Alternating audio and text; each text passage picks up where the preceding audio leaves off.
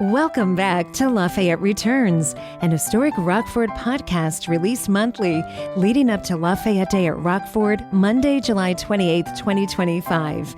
I'm your host, Lisa Landis-Blowers. Today, we sit down with Benton Weber.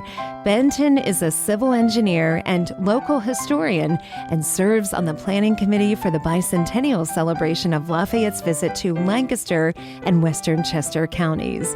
Welcome, Benton. I am really looking forward to our conversation today. You are the go-to person with great knowledge on the Marquis de Lafayette's travels as he made his way through Lancaster County.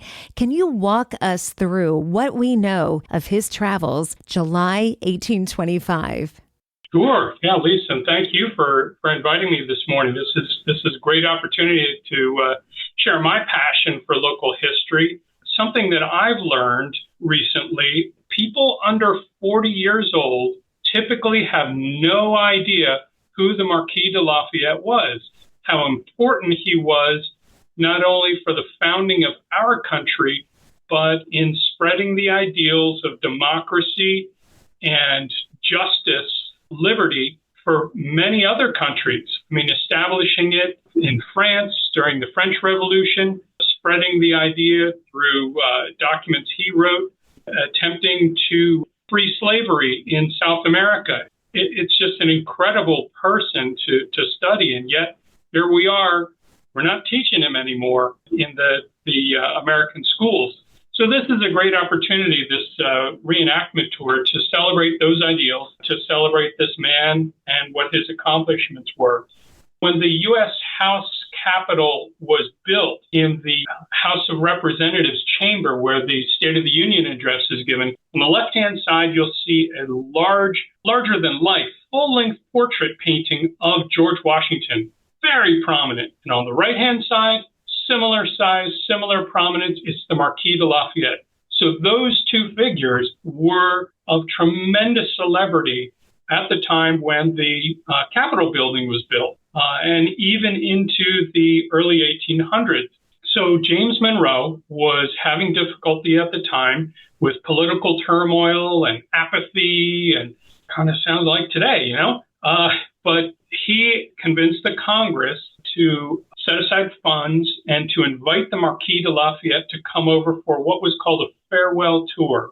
And they said, we're going to host you for 3 months and travel around to your old battlefields, cities, meet your colleagues from your days here to rebuild the spirit of 1776. That's really what they were trying to do, was to get this only surviving general of the Revolutionary War come back to America, meet with the populace, and get people excited about being a nation again. So he comes over, and people are clamoring for him to come visit him. Ends up, he spends 13 months here, not just 3, 13. He travels 6,000 miles, and that's not in a car, not on a railroad. That's by horse and carriage or boat. 6,000 miles. He visits all of the existing 24 United States at the time. In Lancaster, we too were clamoring for the, quote, nation's guest to come to Lancaster. We have correspondence from Lafayette sent to the mayor of Lancaster in 1825 saying, oh, gee, I'm really sorry I can't make it in, this month, but hopefully later this summer. Mid-July of 1825, we get word here that Lafayette is coming. We know the exact dates. And so it just supercharged all the preparations for all these things that were to occur here in Lancaster. On July the 27th, 1825, Lafayette comes out of Chester County on what was called the Lancaster to Philadelphia Turnpike, what we call Route 30 or Lincoln Highway today. Crosses the county line and descends the Gap Hill. He stops at the property of Amos Slaymaker, known as White Chimneys today. And there was a tavern there. The building is still standing. It was called the Sign of John Adams because taverns back then, they didn't have writing on them because people couldn't read. So there was a picture of John Adams as the sign of that tavern. So you know where you were. That's where he stopped. Got out of his barouche carriage, the super fancy carriage that he had, He had actually 3 carriages just like that. Each were pulled along by a team of 4 horses. He had a special wagon also that was along for all of his bling that he was carrying along the way, swag, if you will, that was given to him. Just an incredible number of gifts that were being given to him at dinner, speech, parades everywhere. So he stops in Gap, continues on, stops in Paradise, gets out of the carriage in Paradise onto these stepping stone, if you will. Typically, it's more formally called an upping stone. And that upping stone still is in Paradise today, right along Route 30 in front of the Clark Mechanical sign. It's just interesting, all these vestiges of the visit. He continues on and stops in what we know as East Lampeter Township today. The location was called Groves Field 200 years ago. He got out and met a group of roughly 5,000 to 10,000 people who had gathered at that location. That's more than 10% of the county population at the time. So businesses were shut down when Lafayette came to town. People just stopped everything they were doing. Huge presentation and marches and bands and singing, and children were there. Everyone was all costumed and so forth. That location today is called Lafayette Tower Park, right next to Lafayette Fire Department, all named in honor of this thing that happened in 1825. He continues on, crossing the Conestoga River, comes into Lancaster City.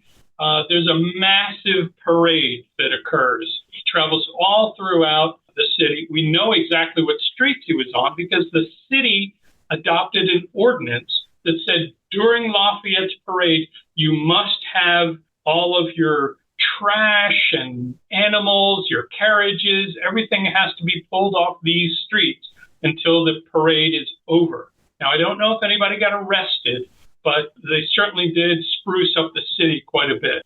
And they also added 4 floral arches that cross each of the main streets that came into the what was called Center Square. We call it Penn Square today. That's where the Soldiers and Sailors Monument is. Well, in fact, back then, that's where our county courthouse was. It was right in the middle of the square. So he has this huge parade, comes back to the middle of the square. They have a lavish dinner at the Slaymaker Hotel called Pennsylvania Arms, which is where today's Blazin' Jay's sandwich shop is on East King Street. So, some of these things have changed quite a bit. Some of the things that Lafayette would have seen, they still remain. Gave that list of streets to the city historic preservation specialist. I said, Dan, can you tell me how many and exactly which structures on these streets that would have existed in 1825 still exist today? I thought maybe there'd be a handful. There are 34 of them. 4 things that Lafayette would have seen. Wow, that's amazing. Still exist today. Isn't that amazing? The work of preservationists and historians to understand what our landscape was, who these people were, because it really conveys the character of our community. So he comes in, he has this big dinner, and then, that's quite a first day, right? And he's here in town for 3 days. So he's 69 years old. He goes to bed. The next morning he gets up and he goes to a gathering of school children at what was called the Lancasterian School. Now, this is before free public school was the law. This was a private school and was located on Chestnut Street across from today's police station where there's the old post office building. The Lancasterian School was where he met these school children.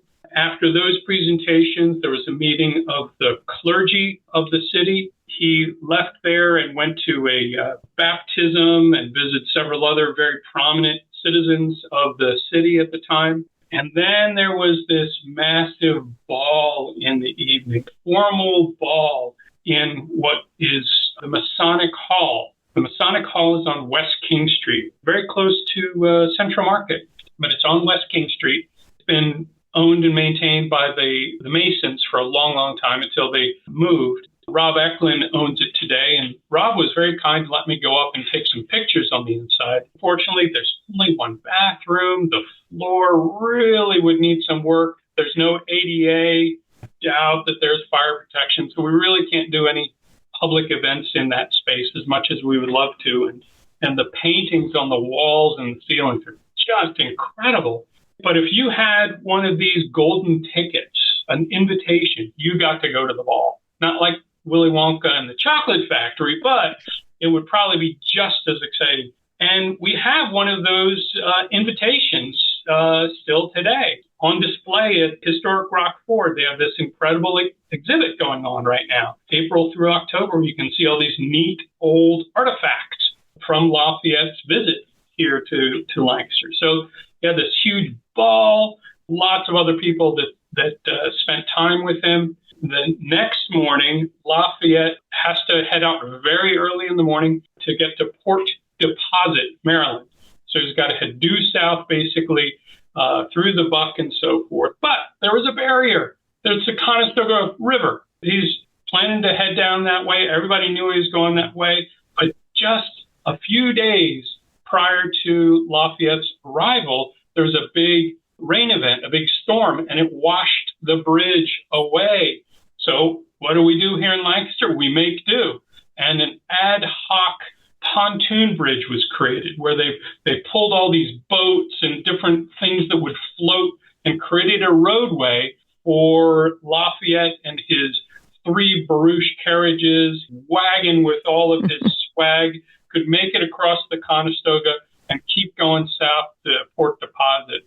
Lafayette ends up going back to Mount Vernon to pay his respects to George Washington's tomb. He addresses the joint session of Congress. He has his birthday banquet at the White House, which is now occupied by John Quincy Adams, who then puts him that September on a boat and sends him back to France.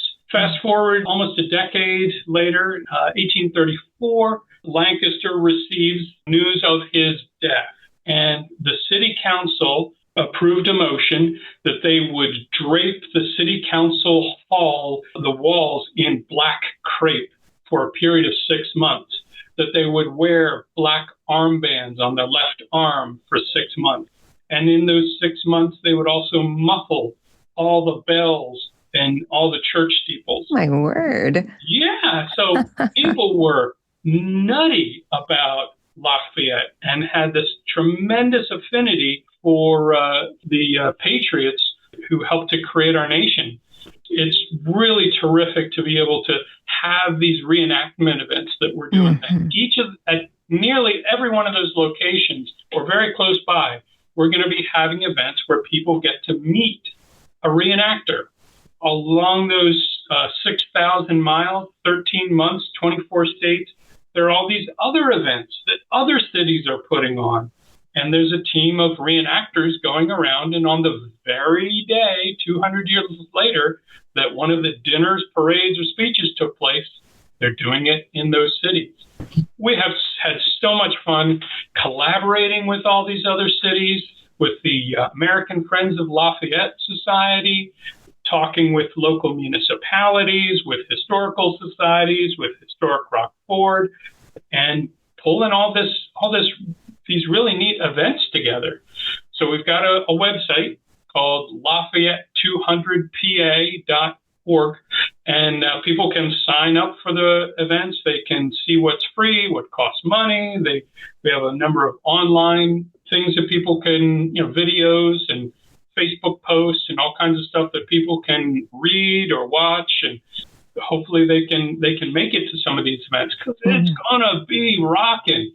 There's several of our events that just sold out immediately. So there's going to be a lot of people turning out to these events. We can't wait. And it's kind of exciting for me, too, because I live in East Lampeter Township.